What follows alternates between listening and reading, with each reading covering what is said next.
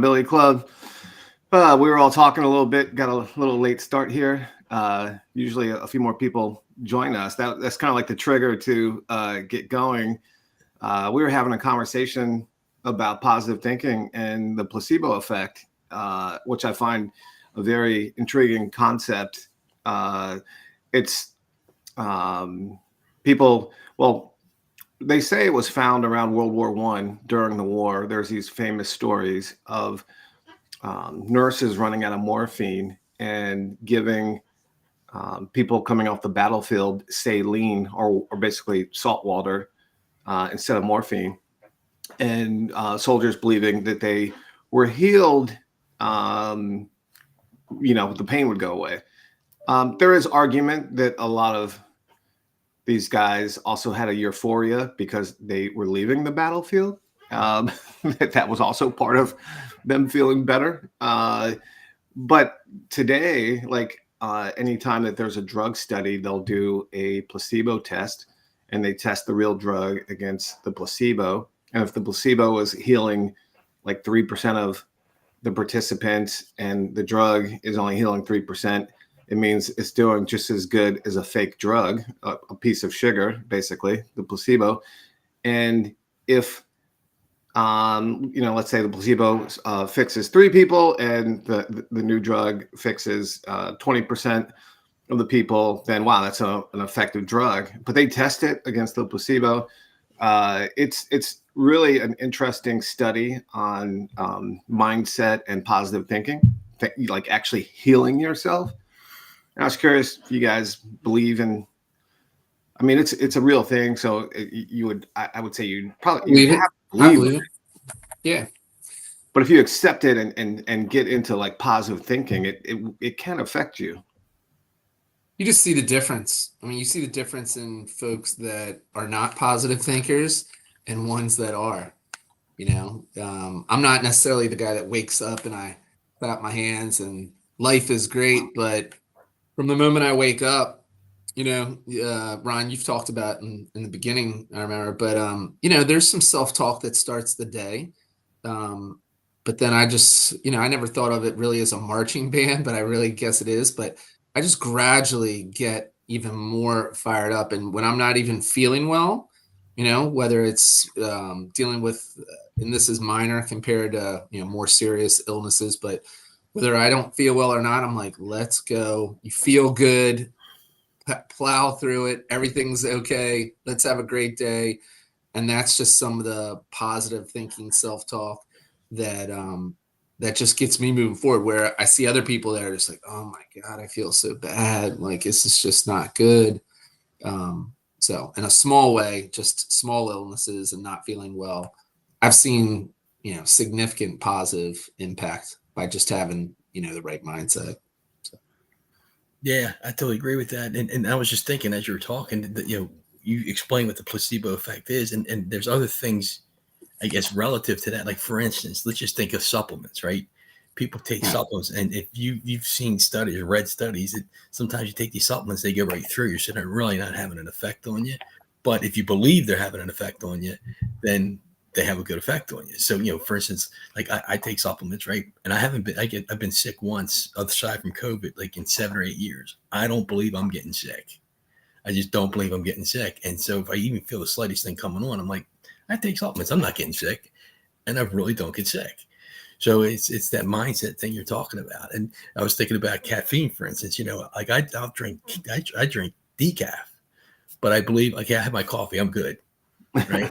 And I'm good, right? Yeah. I don't have to get the jitters, but it's like that same effect. If you believe it, maybe it's real. What was that lozenge that was out? It still is out. That it's like a cold lozenge. Zycam. I think there was another one that was real popular. I mean, everybody was taking it during cold season, and it was found to not do anything really. It would fizz in the water, and it was like orange. Emergency? They're probably all the same. I forget the name. I just remember it being a real big thing, and they'd come in like these lozenges, and you put them in water, and yeah.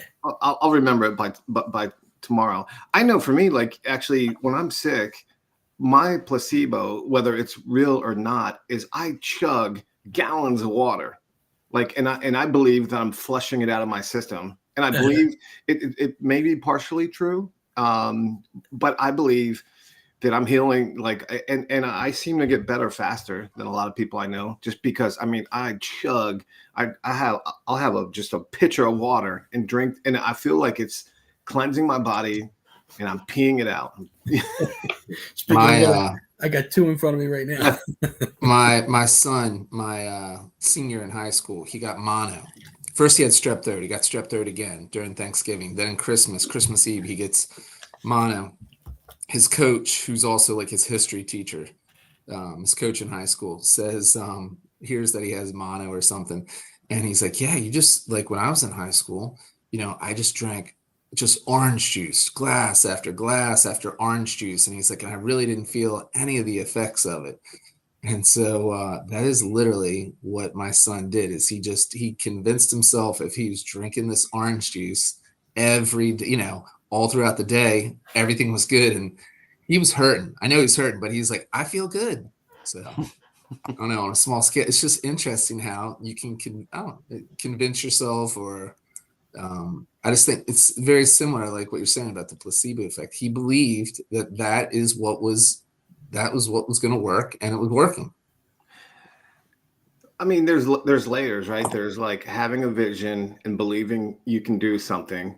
And then that, I believe, like allows your brain to like map out and move forward into like the planning stages. This is more like a deeper core, right? This is like also like fully believing with, positive thinking that, okay, you've gone through that, but then having this deep belief that you can do it is, another little part of it, more at like a core level of psychology, I think, like way above my education level to understand that's going to push you through, the combination of a bunch of different, mental factors, right? So I just, it's an intriguing thing that if you truly believe that, whatever you're doing is going to affect something, that there's a great chance it's going to happen for a lot of reasons. And I think the placebo effect is a great example of that. I totally agree with that. Well, I'm going to believe that I'm going to have a great day today. I believe. I do believe. Well, hey, real quick, where is everybody, like Rob, with you? I just noticed today, because I told you, Ron, that I got your to track everything. I did the with the daily commitments. Today's, like, I believe today's, assuming that it's early, that today is my day 30. And interesting enough, yesterday, nailed all the commitments, went to bed at 9:30. It was easy to get up at, I woke up at 4:05, without the alarm. But it was just interesting where the day where I'm going to hit day 30 is that, there's no sugar, there hasn't been any alcohol.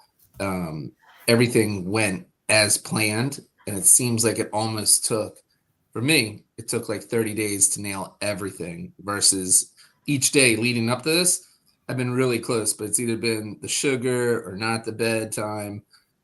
Have you gotten any results back from people over the course of like doing it for 30 days or a period of time where maybe it wasn't coming together, all of the commitments, but then gradually it just came together? Or? I feel like this, like what you're saying right there, is a study that verifies some things I've heard from coaching, that like coaching companies will always say the second year will be the most impact, because you'll be fighting it for months, and it's all about like changing habits and things like that. So that falls in line with it's knocking down, like replacing habits like one by one, taking 30 days. That's not that's not surprising. Yeah, good stuff. That's really good stuff. Yeah, well, congratulations. I'll have to go back and look. I appreciate you getting us started. Hey, Rob, I was going to attribute it to the placebo effect, but I don't know if it was relevant. Yeah, I don't know. Yeah, it's good. Man. Well, believe you're gonna have a great day, guys, and you Yep. good chance you'll have a great. At least you'll be on the right track before 7:30. Hey, Ron, my son, last thing, my son, he's a weatherman in Waterloo, Iowa, and he's on the air all the time. And he always says, it's always a great day to have a great day. I like that. And he's got the people on air saying it now. The anchor guy says it once in a while. The other guy says it. This girl says it. It's pretty cool. It's always a great day to have a great day. It's simple and perfect. Yeah, good stuff. Have a great day. Awesome. Have a great day. See.